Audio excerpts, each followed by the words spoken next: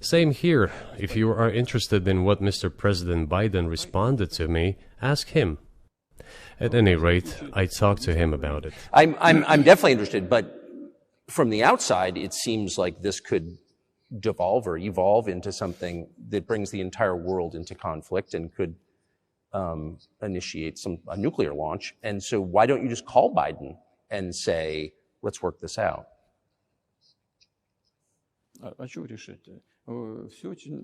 What's there to work out? It's very simple. I repeat.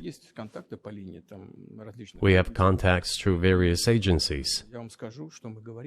I will tell you what we are saying on this matter and what we are conveying to the U.S. leadership. If you really want to stop fighting, you need to stop supplying weapons. It will be over within a few weeks. That's it. And then we can agree on some terms. Before you do that, stop.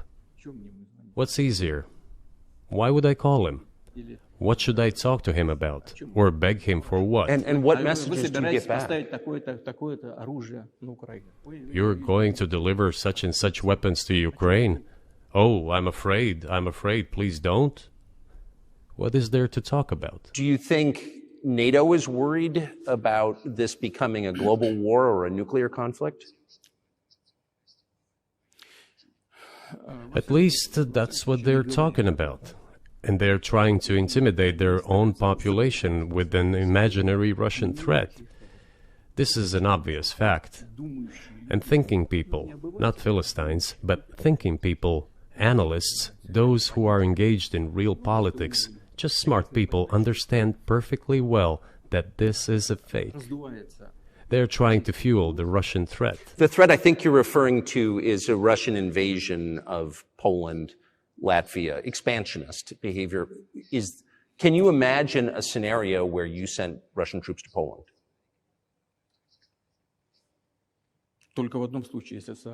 Only in one case, if Poland attacks Russia. Why?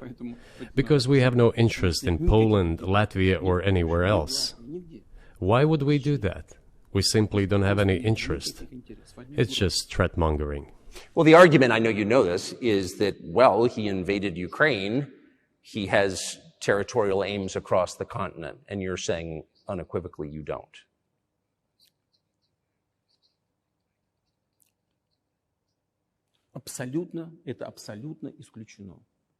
It is absolutely out of the question. You just don't have to be any kind of analyst. It goes against common sense to get involved in some kind of a global war.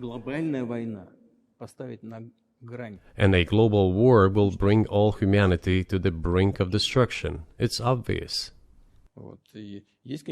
There are certainly means of deterrence. They have been scaring everyone with us all along. Tomorrow Russia will use tactical nuclear weapons. Tomorrow Russia will use that. No, the day after tomorrow. So what?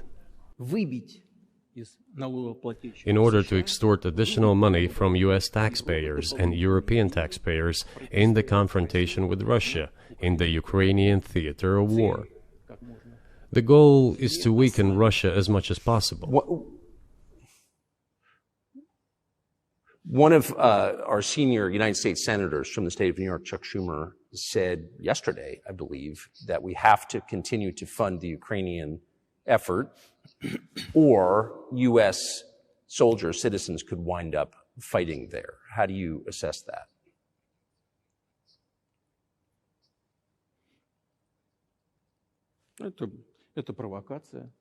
This is a provocation, and a cheap provocation at that.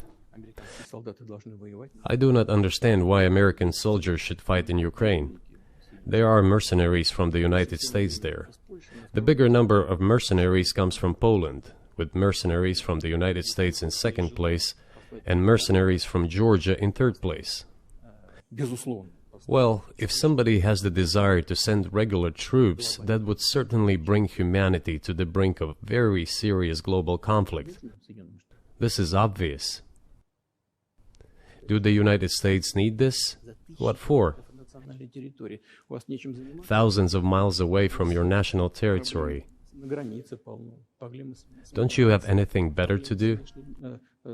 You have issues on the border, issues with migration, issues with the national debt, more than $33 trillion. You have nothing better to do, so you should fight in Ukraine? Wouldn't it be better to negotiate with Russia, make an agreement, already understanding the situation that is developing today, realizing that Russia will fight for its interests to the end? And realizing this, actually return to common sense, start respecting our country and its interests, and look for certain solutions. It seems to me that this is much smarter and more rational. Who blew up Nord Stream? You for sure. I was busy that day. Nate, do you have I did not blow up Nord Stream. Thank you, though. You personally may have an alibi, but the CIA has no such alibi. Do you have evidence that NATO or the CIA did it?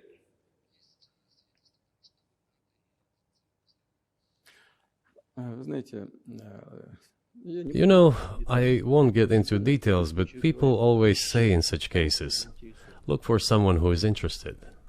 But in this case, we should not only look for someone who is interested, but also for someone who has capabilities. Because there may be many people interested, but not all of them are capable of sinking to the bottom of the Baltic Sea and carrying out this explosion. These two components should be connected. Who is interested and who is capable of doing it? But I'm confused. I mean, that's the biggest act of industrial terrorism ever, and it's the largest emission of CO2 in history. Okay, so if you had evidence, and presumably given your security services, your intel services, you would, that NATO, the US, CIA, the West, did this, why wouldn't you present it and win a propaganda victory?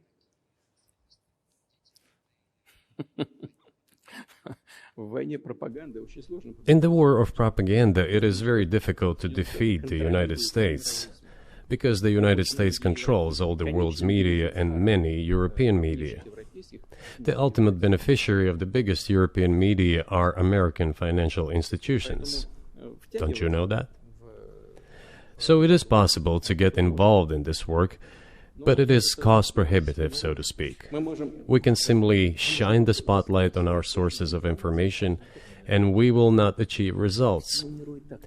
It is clear to the whole world what happened, and even American analysts talk about it directly. It's true. Yes, but here's a question you may be able to answer. You worked in Germany, famously.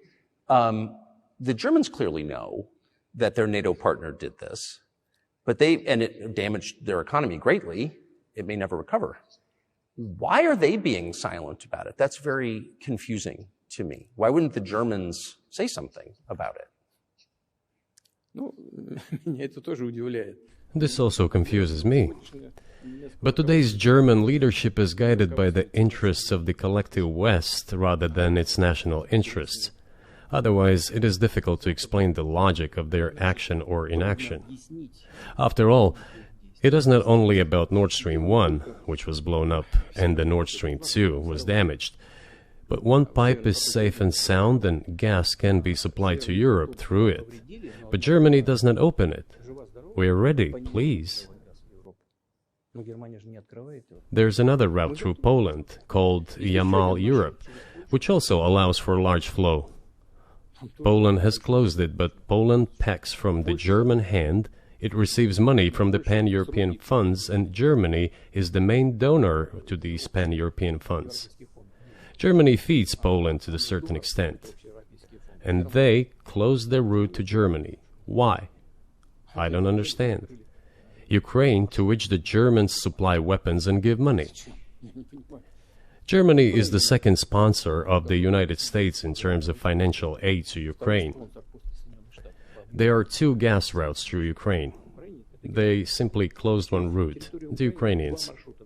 Open the second route and please get gas from Russia. They do not open it. Why don't the Germans say, look guys, we give you money and weapons, open up the valve, please, let the gas from Russia pass through for us. We're buying liquefied gas at exorbitant prices in Europe, which brings the level of our competitiveness and economy in general down to zero. Do you want us to give you money? Let us have the decent existence. Make money for our economy, because this is where the money we give you comes from.